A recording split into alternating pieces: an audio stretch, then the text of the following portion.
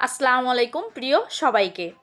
আজ নিয়ে আসলাম একদম ঘরোয়া মজাদার একটি ভিন্ন স্বাদের রেসিপি, চিংড়ি মাছ, কাঁঠালি বিচি আর পালং শাকের অসাধারণ রান্না। ভেবে অবাক হচ্ছেন এ সময় কাঁঠালি বিচি কোথায় পেলাম? ওটা পরে বলছি, আগে চলুন দেখি কিভাবে রান্নাটা করলাম।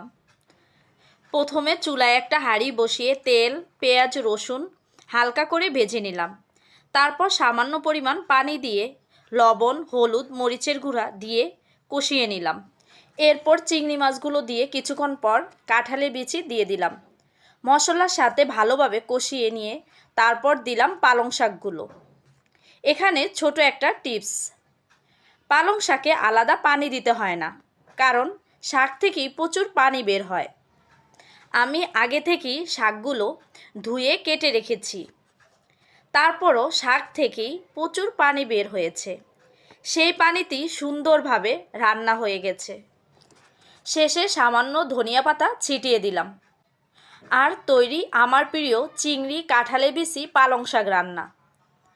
এবার আসি কাঁঠালের বিচির গল্পে।